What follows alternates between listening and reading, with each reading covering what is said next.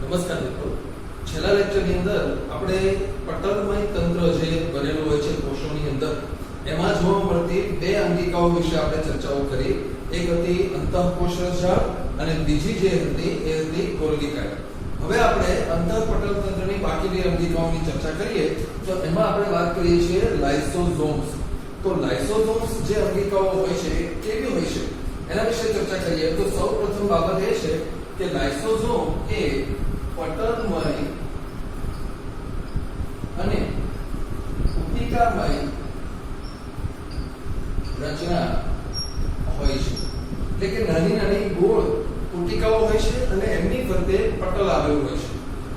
સૌથી અગત્યની બાબત એ છે કે લાઇસોઝોમ્સ જે હોય છે એ બધી જ ગોલ્ગી કાયમાંથી પેકેજિંગ દ્વારા મુક્ત થયેલી હોય છે.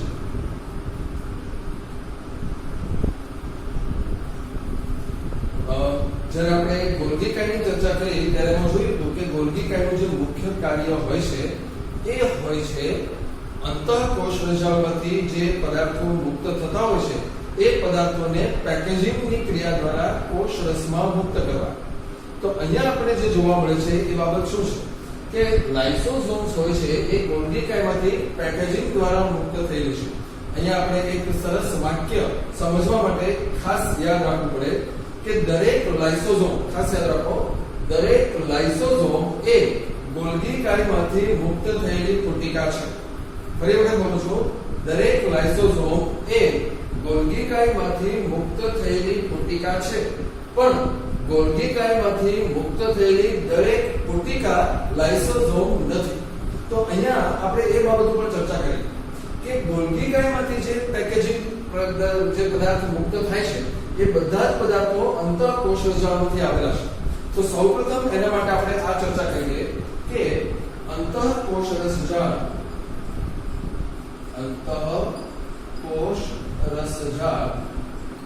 માં જે હોય છે આ અંતઃકોષ રજાળની અંદર બે પ્રકારના પદાર્થો બને છે.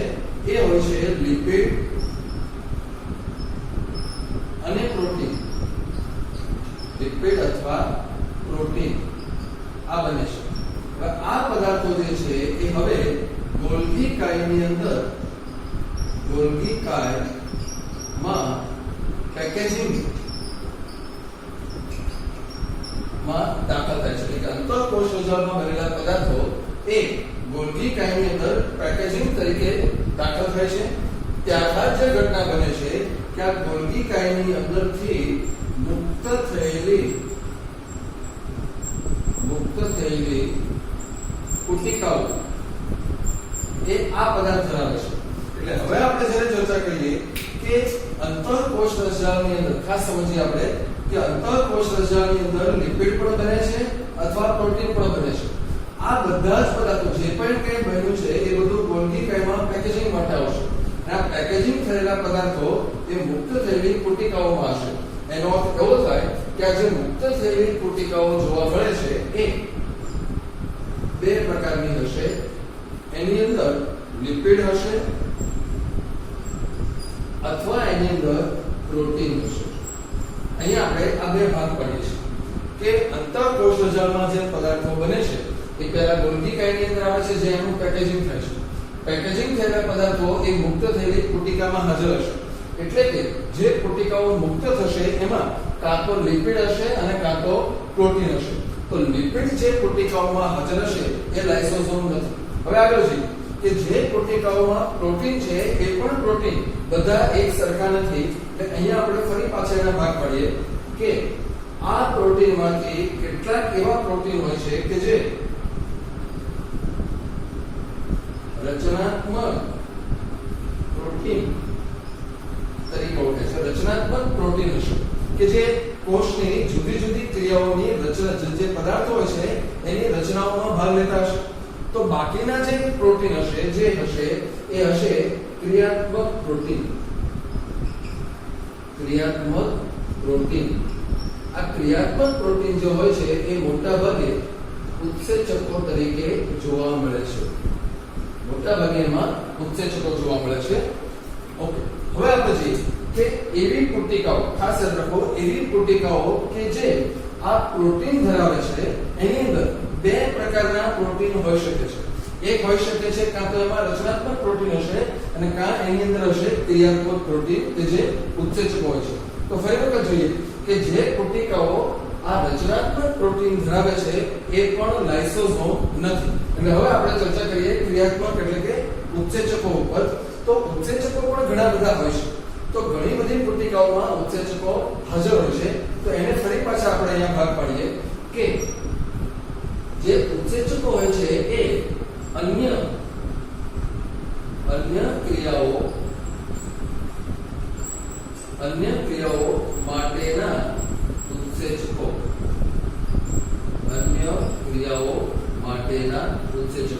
કોષની અંદર જે અસંખ્ય પ્રકારની ક્રિયાઓ ચાલતી હોય છે એ મોટાભાગની ક્રિયાઓ માટે ઉત્સેચકો જરૂરી છે.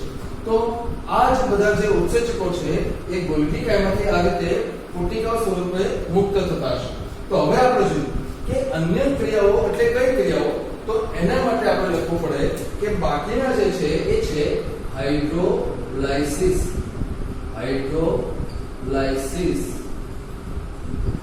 અથવા જેને આપણે નામ આપીએ છીએ જળ વિભાજન. તો જળ વિભાજન જે કરે છે એવા ઉત્સેચકો ધરાવતી પુટિકાઓ, ફરી વખત સમજી લઈએ અહીંયા, એવા ઉત્સેચકો કે જે હાઇડ્રોલાઇસિસ એટલે કે જળ વિભાજન કરે છે એવા ઉત્સેચકો ધરાવતી પુટિકા એ અહીંયા આપણે એનું નામ લખીએ લાઇસોઝોમ બને છે. લાઇસોઝોમ તરીકે ઓળખાય છે. હવે આ લાઇસોઝોમ માટે આપણે ફરી વખત આખા સ્ટેપની અંદર જોઈ લઈએ. તો શરૂઆત કરીએ કે અંતઃકોષ રજાળમાંથી બે પ્રકારના પદાર્થો બનવાના છે. કાં તો લિપિડ બનશે અથવા તો પ્રોટીન બનશે. આ પદાર્થો જે હોય છે એ ગોલ્ગી કાયમાં પેકેજિંગ માટે આવશે. એટલે કે આ પેકેજિંગ પામેલા પદાર્થો એ ગોલ્ગી કાયમાંથી મુક્ત થયેલી પુટિકામાં હાજર હશે. ઓકે, એનો અર્થ એવો થાય કે આ જે પુટિકાઓ હોય છે એ કાં તો લિપિડ ધરાવે છે અથવા તો પ્રોટીન ધરાવે છે. તો લિપિડ ધરાવતી પુટિકાઓ લાઇસોઝોમ નથી. ફરી વખત આગળ કરીએ આપણે તો પ્રોટીન બે પ્રકારના હશે. કાં તો એ રચનાત્મક પ્રોટીન હશે અને કાં તો એ ક્રિયાત્મક પ્રોટીન હશે. તો જે રચનાત્મક પ્રોટીન ધરાવતી પુટિકાઓ હશે એ પણ લાઇસોઝોમ નથી. તો જે ક્રિયાત્મક પ્રોટીન છે કે જે ઉત્સેચકો તરીકે કામ કરે છે એ પુટિકાઓમાં પણ કેટલીક પુટિકાઓ એવી હશે કે જે બાકીની ક્રિયાઓ માટેના ઉત્સેચકો ધરાવતી હશે. તો આ બાકીની ક્રિયાઓ માટેના જે ઉત્સેચકો ધરાવે છે એ પુટિકાઓ પણ લાઇસોઝોમ નથી.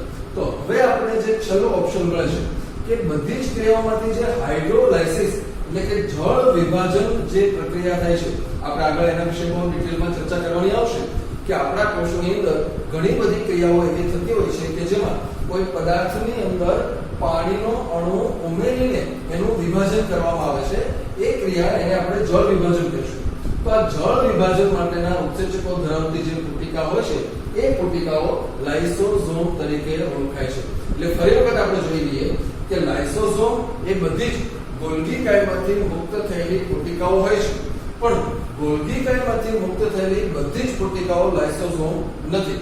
કારણ કે એનું જે વ્યાખ્યા છે એ આપણે અહીંયા આ રીતે આપી શકીએ. તો લાઇસોઝોમ માટેની જે બંધારણીય વ્યાખ્યા એ આ અપાય છે કે ગોલ્ગી કાયમાંથી પેકેજિંગ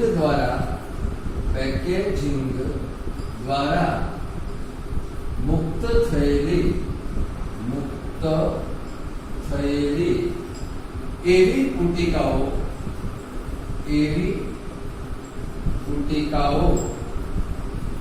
કે જે અહીં આપણે જે લખ્યું છે આ રીતે કે જે હાઇડ્રોલાઇસિસ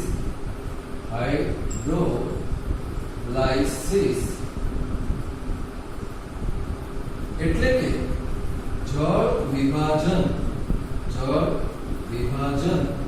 માટેના ઉત્સેચકો ધરાવે છે. જળ વિભાજન માટેના ઉત્સેચકો ધરાવે છે. આ જે પુટિકાઓ હોય છે એને જ આપણે લાઇસોઝોમ તરીકે ઓળખીએ છીએ. તો હવે આપણે ચર્ચા કરીએ કે આ જે લાઇસોઝોમ હોય છે એ ઇષ્ટતમ pH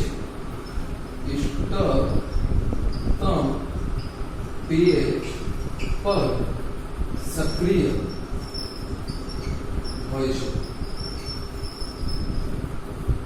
કોષોની અંદર જે પદાર્થો દાખલ થતા હોય છે એને કારણે કોષોના કોષરસની pH બદલાતી હોય છે.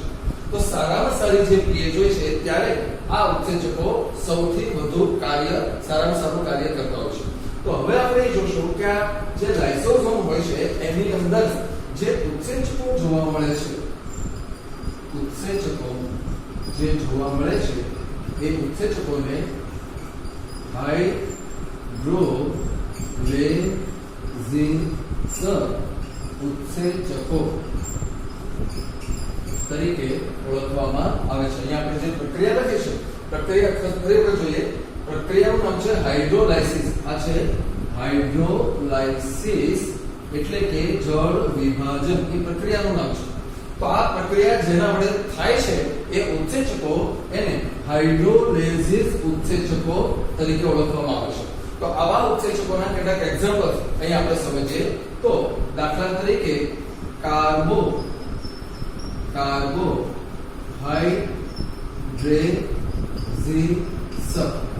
કાર્બોહાઇડ્રેસિસ અહીંયા નામ ઉપરથી આવશે. કાર્બોહાઇડ્રેટ્સ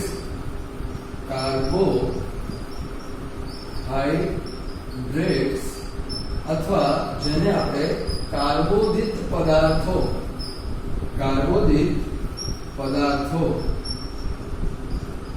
નું જળ વિભાજન કરે છે.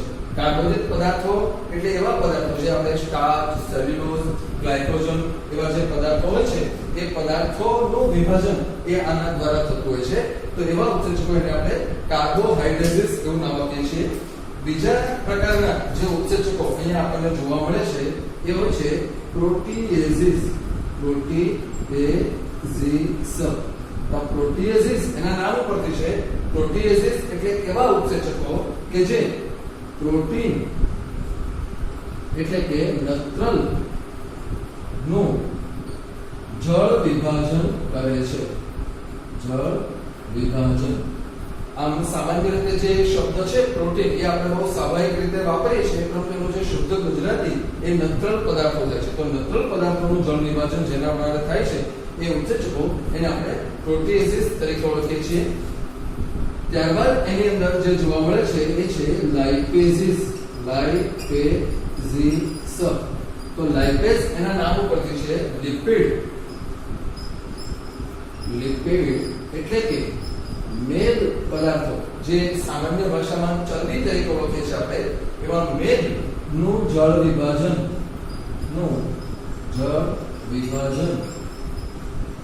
એના દ્વારા થતું હોય છે. એટલે આ છે ત્રીજા પ્રકારના ઉત્સેચકો. ચોથા પ્રકારના જે ઉત્સેચકો આપણને જોવા મળે છે અહીંયા લખીએ આપણે, એ છે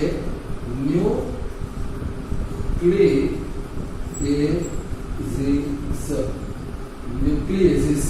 તો આ જે ઉત્સેચકો હોય છે એ ઉત્સેચકો ખાસ કરીને અહીંયા લખીએ આપણે ન્યુક્લિક એસિડ પદાર્થો. આ પદાર્થો, આ નામ કદાચ આપણા માટે નવું છે, પણ ન્યુક્લિક એસિડ જે હોય છે એ બે પ્રકારના છે કે જેને તમે ડીએનએ અથવા આરએનએ તરીકે ઓળખો છો. ડીએનએ અથવા આરએનએ. તો આ જે પદાર્થો હોય છે એનું જળ વિભાજન કરે છે. તો આ ચાર પ્રકારના હાઇડ્રોલાઇસિસ ઉત્સેચકો એ લાઇસોઝોમની અંદર આવેલા હોય છે. અહીંયા હવે એના કાર્યની જો ચર્ચા કરીએ તો સૌથી અગત્યની બાબત એ છે કે લાઇસોઝોમ કોષાંતરીય પાચન માં ભાગ ભજવે છે.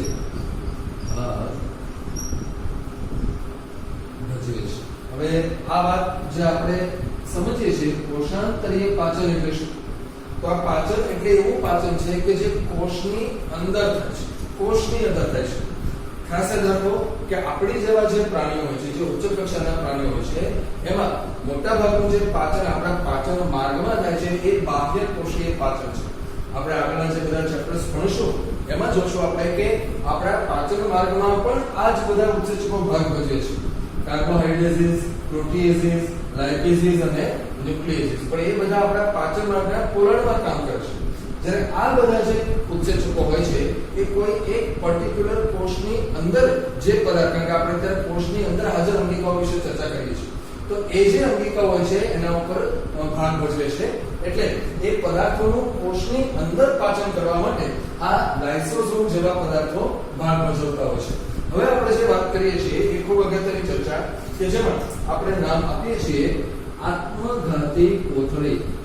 આત્મઘાતી કોથળી અથવા એને કહેવામાં આવે છે સુસાઇડલ બેગ એટલે કોથળી. તો આત્મઘાતી કોથળી કઈ રીતે આપણે આ નામ આપીએ છીએ એ સમજીએ. તો દરેક કોષ એ પોતાનું એક નિશ્ચિત આયુષ્ય ધરાવતો હોય છે. કોષો પોતાનું કાર્ય કરતા હોય છે, ધીરે ધીરે એ વૃદ્ધ પણ થાય છે અને પોતાની કાર્યક્ષમતા ગુમાવે પણ છે. આવા કોષો જો એમના હાજર હોય તો એ પોષણ લીધા કરે છે, પરંતુ તેના પ્રમાણમાં કાર્ય પૂરતા પ્રમાણમાં કરતા નથી. પરિણામે સજીવને નુકસાન થાય છે. તો આવું નુકસાન અટકાવવા માટે કોષોએ પોતે જ એવી વ્યવસ્થા વિકસાવી છે કે જે જીર્ણ અથવા વૃદ્ધ થયેલા જે કોષો હોય છે, વૃદ્ધ થયેલા કોષો નું સ્વયં પાચન કરી નાખે છે. કેવી રીતે થાય એ સમજીએ. કે ધારો કે કોઈ એક કોષ છે કે જે પૂરતા પ્રમાણમાં વૃદ્ધ થઈ ચૂક્યો છે, એટલે કે એની કાર્યક્ષમતા હવે ધીરે ધીરે નબળી પડે છે. તો આવા જે કોષો હોય છે એની અંદર આ જે લાઇસોઝોમ હોય છે એ ફાટી જાય છે. એક જ પટલ ધરાવે છે. અહીંયા ખાસ આપણે યાદ રાખીએ કે લાઇસોઝોમ હોય છે એ પટલમય અંગિકા છે. એક પટલમય અંગિકા છે. એટલે એની ફરતેનું જે પટલ હોય છે એ પટલ પોતાની રીતે ફાટી જાય છે. એ ફાટી જાય એટલે એમાંથી આ બધા જ હાઇડ્રોલિસિસ ઉત્સેચકો મુક્ત થઈ જાય છે અને કોષોની અંદર જે પદાર્થો આવેલા હોય, કાર્બોહાઈડ્રેટ્સ આવેલા હોય, પ્રોટીન આવેલા હોય, લિપિડ હોય કે ન્યુક્લિક એસિડ હોય, એ બધાનું પાચન કરીને કોષને મારી નાખે છે. કે જે જીર્ણ થયેલા અથવા તો વૃદ્ધ થયેલા કોષો છે, આમ પોતે જે કોષની અંદર છે એનો જ નાશ કરી નાખે છે. એટલા માટે આ અંગિકા એને એને આત્મઘાતી કોથળી એટલે કે સુસાઇડલ બેગ તરીકે ઓળખવામાં આવતી હોય છે. તો આ જે છે એ જે અંતઃપટલ તંત્ર આપણે ગણીએ છીએ એ પટલમય તંત્રની ત્રીજી અંગિકા, જેને આપણે લાઇસોઝોમ તરીકે ઓળખીએ છીએ. હવે આપણે વાત કરવાની છે બીજી અંગિકા, જેને આપણે નામ આપીએ છીએ રસધાની. જે કોષોમાં આવેલું હોય છે એ એક્ચ્યુઅલી શું હોય છે? તો એ છે કોષ રસમાં પટલ દ્વારા ઘેરાયેલી જગ્યાઓ. કોષ હોય છે એની અંદર જે કોષ રસ આવેલો હોય છે એમાં કેટલોક વિસ્તાર એવો હોય છે કે જે પટલ દ્વારા ઘેરાયેલો હોય છે, એને આપણે રસધાની તરીકે ઓળખતા હોઈએ છીએ. જો સામાન્ય શબ્દોમાં આપણે કહેવું હોય તો એવું કહી શકાય કે કોષ રસમાં આવેલા કોષ રસ વિહીન વિસ્તારો. કોષ રસ વિહીન વિસ્તારો એટલે કે કોષ રસમાં આવેલા છે, પરંતુ આ એવી જગ્યાઓ છે કે જેમાં કોષ રસ નથી હોતો. તો એના માટે આપણે જે બાબત સમજીએ છીએ એ આ રીતે છે કે ધારો કે અહીંયા કોઈ એક કોષ આપણને જોવા મળે છે. ધારો કે અહીંયા આ એક કોષ છે, તો આ છે તેનું કોષ રસ પટલ.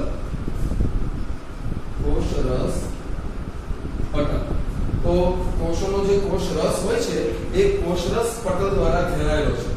કોષની અંદર એના કેન્દ્રમાં અહીંયા મધ્ય ભાગમાં કોષ કેન્દ્ર આવેલું છે, એટલે કે આ કોષ કેન્દ્ર છે. કોષ કેન્દ્રની અંદર જે બાકીનો ભાગ હોય છે એને આપણે કોષ રસ તરીકે ઓળખીએ છીએ. આ છે કોષ રસ. પરંતુ અહીંયા યાદ રાખ્યા કે કોષ રસની અંદર કેટલોક ભાગ એવો હોય છે કે જે કોષ રસ કરતા જુદો પડે છે. તો આવા જે ભાગો હોય છે એને બતાવવા માટે આપણે જોઈએ કે ધારો કે આ વિસ્તાર આ રીતે છે, અહીંયા આ જગ્યાઓ છે. તો આ જે પટલ દ્વારા ઘેરાયેલી જગ્યાઓ જે આપણને જોવા મળે છે, આ રસધાની છે. તો એ રસધાની એ આ પટલ વડે ઘેરાયેલો છે. તો અહીંયા આપણે જે બતાવવાનું છે એ આ છે કે જે કોષ રસ આપણે બતાવીએ છીએ એ આ છે. અહીંયા જે આપણે બતાવીએ છીએ આ બધે કોષ રસ છે. તો ખાસ જોવાનું એ છે કે આખા કોષ રસની અંદર આ વિસ્તારો એવા છે કે જે કોષ રસ ધરાવતા નથી. તો એની અંદર જે પ્રવાહી ભરેલું હોય છે, અહીંયા આપણે બતાવીએ કે આ જે પ્રવાહી હોય છે, આ પ્રવાહી એ કોષ રસ કરતા જુદું છે અને એટલે એને ધાની રસ તરીકે ઓળખવામાં આવે છે. ધાની રસ. ખાસ યાદ રાખીએ આપણે કે અહીંયા જે બ્લુ કલરના જે ટપકાઓ આપણને દેખાય છે એ બધાને આપણે કોષ રસ તરીકે ઓળખીએ છીએ. તો નીચે આ જે પટલ દ્વારા ઘેરાયેલી જે જગ્યામાં જે આપણે ટપકાઓ કર્યા છે એ બધા ધાની રસ. તો આ ધાની રસની અંદર શું આવેલું હોય છે એ સમજીએ. તો એના માટે આપણે લખી શકાય કે એમાં આવેલું હોય છે મોટા ભાગે પાણી. ધાની રસની અંદર પણ ઘણું બધું પાણી આવેલું છે. એની અંદર આવેલો હોય છે રસ. આ રસ કે જે ઘણા બધા ખનિજો ધરાવે છે. ખનિજો યુક્ત પદાર્થો આવેલા હોય છે કે જે અહીંયા આપણે એને રસ તરીકે ઓળખીએ છીએ. એ ઉપરાંત એની અંદર ઉત્સર્ગ પદાર્થો આવેલા હોય છે. ઉત્સર્ગ પદાર્થો. આ ઉત્સર્ગ પદાર્થો હોય છે એ ઉપરાંત અન્ય નકામા પદાર્થો કે જે કોષ રસ માટે જરૂરી નથી. તો આવા પ્રકારના પદાર્થો જે ધરાવે છે એ આ ધાની રસ હોય છે. ખાસ યાદ રાખીએ આપણે કે કોષ રસ કરતા ધાની રસ જુદો પડે છે. કેવી રીતે? તો કોષ રસની અંદર બીજી બધી અંગિકાઓ ઉપરાંત કાર્બોદિત પદાર્થો, લિપિડ, પ્રોટીન, ન્યુક્લિક એસિડ આવા ઘણા બધા અગત્યના મહાઅણુઓ આવેલા હોય છે. પરંતુ એની કમ્પેરિઝનમાં ધાની રસની અંદર આવા પદાર્થો જોવા મળતા નથી. એટલે કોષ રસ ધાની રસ કરતા જુદો પડે છે. તો આવા પદાર્થો ધરાવતો જે રસ છે, જે પ્રવાહી છે, એને આપણે ધાની રસ તરીકે ઓળખીએ છીએ. તો અહીંયા હવે આપણે જોશું કે આ જે રસધાની છે એની ફરતે જે પટલ જોવા મળે છે. અહીંયા લખીએ આપણે કે આ પટલ એ રસધાની પટલ તરીકે ઓળખાય છે. અને આ પટલ અથવા એનું બીજું નામ છે ટોનોપ્લાસ્ટ. આ ટોનોપ્લાસ્ટ છે. રસધાની પટલ અથવા તો ટોનોપ્લાસ્ટ એટલે કે રસધાનીની ફરતે જે આવરણ આવેલું છે, આ આવરણ એ એક પ્રકારનું પસંદગીમાન પ્રવેશશીલ પટલ હોય છે. પસંદગીમાન પ્રવેશશીલ પટલ એટલે શું?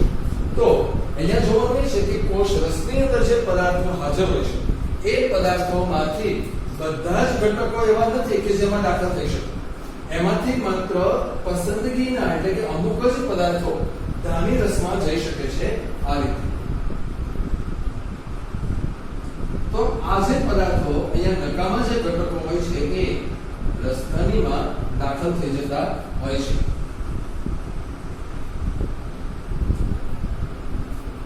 જોવાની વાત એ છે કે જે પટલ છે અથવા તો જે ટોનોપ્લાસ્ટ છે એ ટોનોપ્લાસ્ટ અથવા રસધાની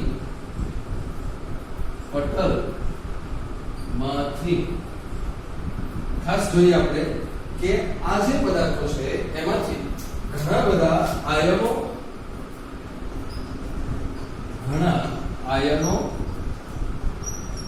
અને અન્ય પદાર્થો સંકેન્દ્રણ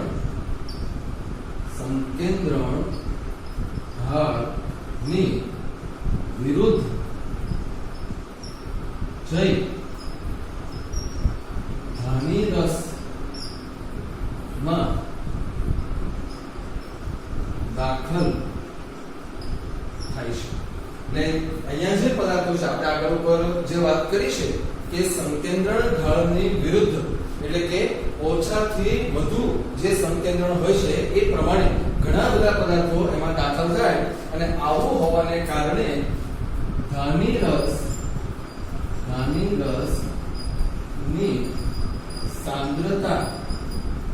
રસની જે સાંદ્રતા હોય છે એ ખૂબ વધારે હોય છે. તો આ પ્રકારે સંકેન્દ્રણ ઢાળની વિરુદ્ધ દાખલ થતા હોવાને કારણે ધાની રસની જે સાંદ્રતા છે એ ખૂબ જ વધારે હોય છે. અહીંયા આપણે જોઈએ કે મોટા ભાગે ખાસ યાદ રાખવાની છે કે વનસ્પતિ કોષોમાં ખૂબ મોટી રસધાનીઓ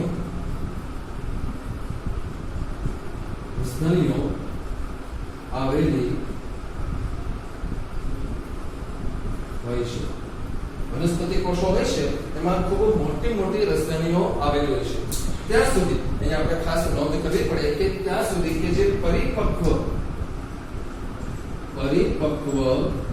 વનસ્પતિ કોષ ના કુલ કદના લગભગ 90% ભાગ રસધાની રોકે છે. એક પરિપક્વ વનસ્પતિ કોષ હોય તો એનો 90% ભાગ આવી રસધાનીઓ વડે રોકાયેલો હોય છે. તો એની સામે બીજી બાજુ આપણે નોંધ કરવી પડે કે પ્રાણી કોષોમાં રસધાની કાં તો અભાવ હોય અથવા ખૂબ નાની હોય છે. જે પ્રાણી કોષ હોય છે એમાં ખાસ કરીને રસધાનીઓ જોવા મળતી નથી. વનસ્પતિ કોષમાં ખૂબ મોટી રસધાનીઓ આવેલી હોય છે, પરંતુ પ્રાણી કોષમાં રસધાનીનો કાં અભાવ હોય છે અને જો હોય તો એ ખૂબ જ નાની જોવા મળતી હોય છે, પરંતુ એમાં કેટલાક અપવાદો જોવા મળે છે. દાખલા તરીકે અમીબા જેવા જે પ્રાણીઓ છે, અમીબા જેવા પ્રાણીઓની અંદર આકુંચક રસધાની જોવા મળે કે જે ઉત્સર્જનનું કાર્ય કરે છે. અમીબા આપણે જાણીએ છીએ કે એક કોષીય પ્રાણી છે. એની અંદર જે દેહધાર્મિક પ્રક્રિયાઓ ચાલતી હોય છે એ પ્રક્રિયાઓ દરમિયાન કેટલાક વધારાના પદાર્થો જમા થાય છે. આ જે પદાર્થો હોય છે એ ધીરે એની સાંદ્રતા વધતી જાય, જેમ પદાર્થો બનતા જાય છે એમ આ જે સમૂહ છે એનું કદ વધતું જાય છે અને એ જ આકુંચક રસધાની તરીકે ઓળખાય છે. જ્યારે એનું કદ અમુક હદ કરતા વધી જશે ત્યારે આપોઆપ એ કોષમાંથી આ જે પદાર્થો છે એ ત્યાગ કરવામાં આવે છે, એટલે કે ઉત્સર્જનનું કાર્ય કરે છે. તો આવી આકુંચક રસધાનીઓ અમીબામાં જોવા મળે છે. તો બીજી બાજુ ઘણા બધા પ્રોટિસ્ટ સમુદાયના જે પ્રાણીઓ છે, જોઈએ પ્રોટિસ્ટા પ્રકારના પ્રાણીઓ છે. ઇનફેક્ટ આપણે જાણવું જોઈએ કે અમીબા પણ એક પ્રકારનું પ્રોટિસ્ટા છે. આવા પ્રોટિસ્ટા પ્રાણીઓની અંદર અન્નધાનીઓ જોવા મળે છે. તમે 10મા ધોરણની અંદર સજીવોમાં પોષણ નામનું જે ચેપ્ટર ભણ્યા છો એની અંદર અમીબામાં પોષણ પદ્ધતિ તરીકે કોશિકા ભક્ષણ એવું નામ આપેલું છે. તો અહીંયા એ જોવા મળે છે કે અમીબા જ્યારે કણ ગ્રહણ કરે છે કોઈ પણ, ત્યારે એક ખોટા પગથી આવરીને એ પોતાની અંદર કોઈ કણને ગ્રહણ કરે છે. તો એ ગ્રહણ કરેલા અંદર જે લીધેલા પદાર્થો છે એ અહીંયા અન્નધાની તરીકે ઓળખાય છે. એને બતાવવા માટે આપણે આમ કહી શકીએ, દાખલા તરીકે આ એક અમીબા છે, આ એનો કોષરસ છે. ધારો કે આ અમીબા છે, તો એની આજુબાજુમાં જ્યારે કોઈ એક કણ જોવા મળે છે, આ કણ છે, ત્યારે અમીબા શું કરે છે કે એના ખોટા પગ લંબાવે છે. એટલે હવે એ આમ થઈ જશે.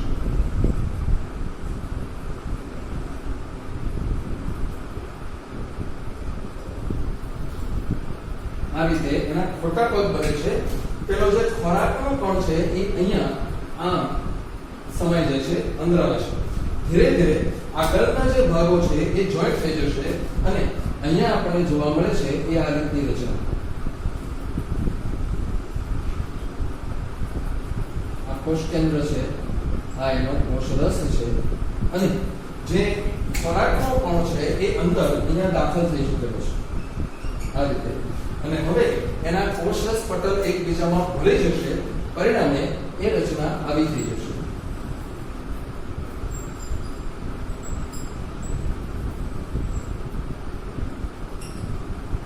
આ રીતે અહીંયા જે ખોરાકનો કણ છે એ અહીંયા દાખલ થઈ ચૂકે છે.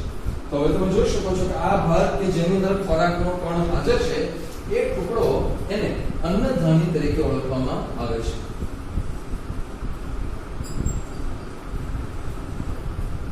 પરંતુ અહીંયા જોવાની વાત એ છે કે આ કોષોની અંદર આવી જે ધાનીઓ જોવા મળે છે એ કાયમી નથી હોતી, એક કામચલાઉ એટલે કે ટેમ્પરરી હોય છે.